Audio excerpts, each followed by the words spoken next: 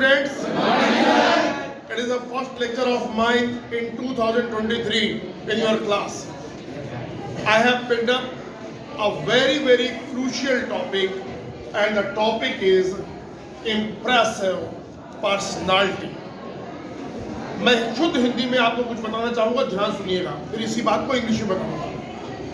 हम जीवन में जो कोई भी सक्सेस हासिल करते हैं, चाहे फील्ड कोई भी हो, B it a teacher, B it an engineer, B it a doctor, B it a political leader, B it a scientist, चाहे हमारा फील्ड कोई भी हो, सक्सेस आती है हमारी पर्सनालिटी से। इस पर्सनालिटी में कई एलिमेंट्स का मिश्रण होता है। जैसे सबसे कोर चीज है आपको आपकी फील्ड का ज्ञान, ये कोर चीज है।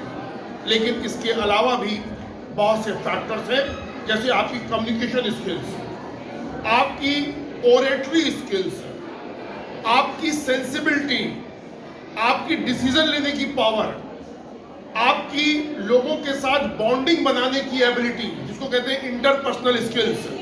ऐसे लगभग 50 एलिमेंट्स होते हैं जिनके मिश्रण से एक इंसान की पर्सनालिटी बनती है।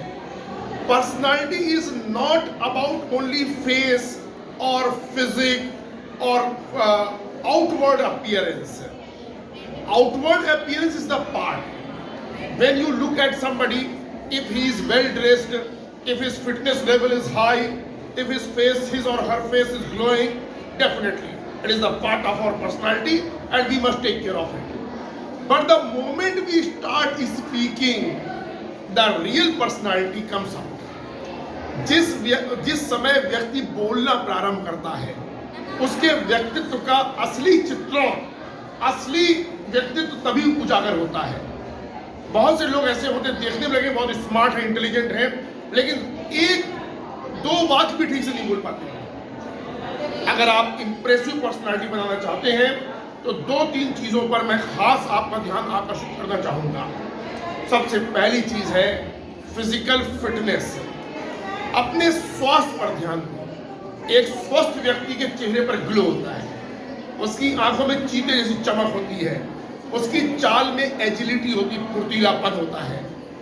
कोई भी इंसान जो स्लगिश होगा, ढीला ढाला, मायूस टाइप का इंसान होगा, उससे इंप्रेस नहीं होगा। हमें बीमार जैसा नहीं लगना है, हमें एक हारा हुआ योद्धा जैसा नहीं लगना है, हमें एक खिला हुआ गुलाब जो नया नया खिलता है, ऐसी पर्सनालिटी पैदा करनी है।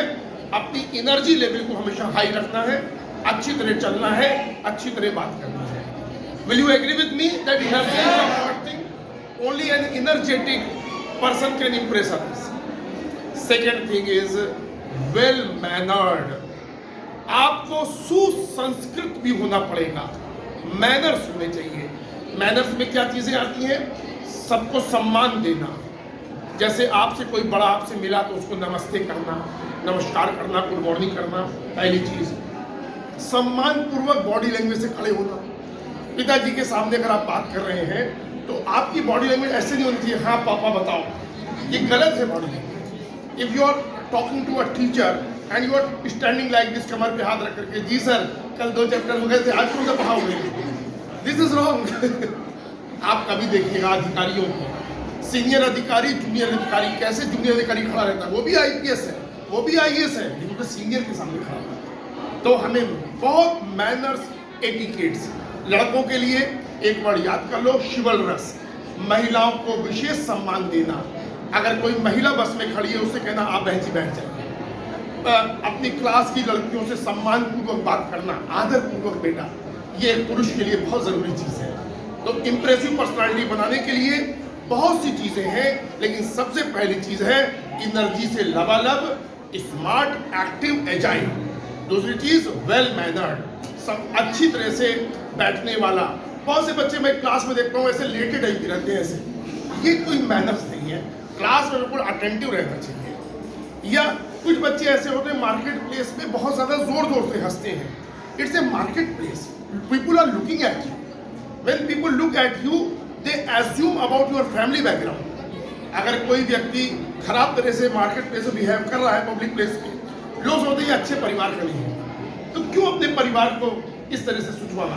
How well behaved? Will you all follow these guidelines? Yes, sir.